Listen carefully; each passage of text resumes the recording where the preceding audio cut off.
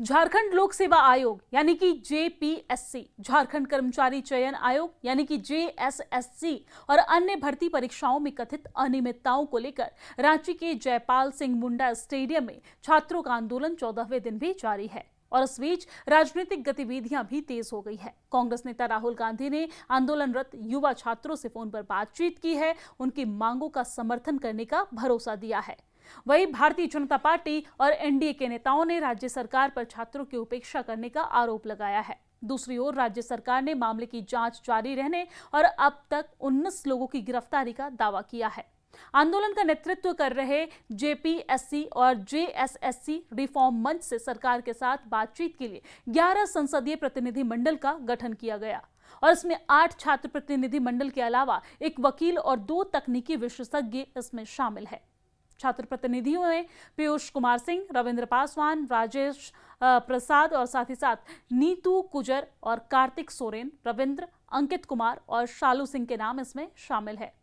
वहीं झारखंड की राजधानी रांची के स्टेडियम में छात्र आंदोलन की असली वजह है परीक्षा में धांधली, भ्रष्टाचार और प्रशासनिक अनियमितता।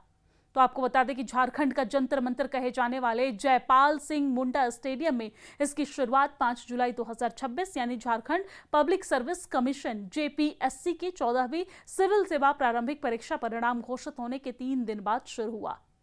जेडीपीएस की ओर से रिजल्ट जारी होने के बाद उम्मीदवारों ने 4 गंभीर आरोप लगाते हुए विरोध प्रदर्शन शुरू किया था, जिसमें 14वीं जेपीएससी परीक्षा में शामिल होने वाले छात्रों का आरोप है कि पासिंग मार्क्स यानी कि कट ऑफ मार्क्स जो होता है वो तय करने में पारदर्शिता की कमी और गड़बड़ी की गई है। मेरिट लिस्ट पर जिम्मेदार अधिकारियों के हस्ताक्षर तक नहीं थे और इसके अलावा कथित तौर पर कुछ साथी उम्मीदवारों ने रिजल्ट आने से पहले ही क्वालिफाई होने की बात कही थी।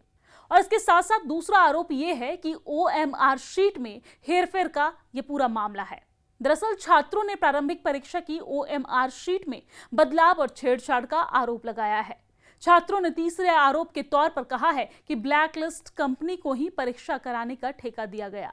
परीक्षा आयोजित करने की जिम्मेदारी लखनऊ की टीडीपीएल कंपनी को सौंपी गई थी। छात्रों का आरोप है कि राज्य सरकार ने जिसे हाल ही में ब्लैकलिस्ट किया गया था उसी कंपनी को परीक्षा कराने का काम सौंपा गया है।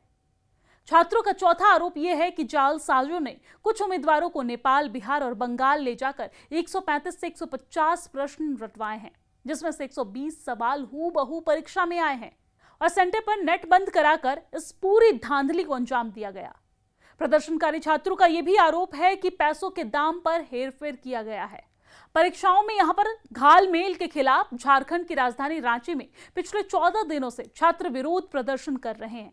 अब उनकी आवाज दिल्ली तक पहुंच गई है। अनशन करने वाले छात्रों में से एक राहुल क्रांति की तबीयत खराब होने के बाद उन्हें अस्पताल में भर्ती करवाया गया और इस बीच झारखंड सरकार में भागीदार कांग्रेस के नेता राहुल गांधी ने प्रदर्शनकारी छात्रों के प्रतिनिधिमंडल से बातचीत की है और उनकी मांगों का समर्थन किया है।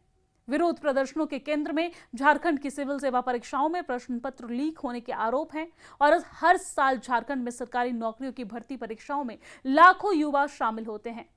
आपको बता दें कि जेपीएससी परीक्षा प्रश्न पत्र लीक मामले में अब तक कुल 11 लोगों को गिरफ्तार किया जा चुका है और इस मामले के बाद जेपीएससी के अध्यक्ष ने अपने पद से इस्तीफा भी दे दिया है। हालांकि जैसे जैसे आंदोलन तेज होता जा रहा है, प्रदर्शनकारी अब झारखंड की भर्ती और शिक्षा व्यवस्था में व्यापक सुधार की मांग भी कर रहे हैं।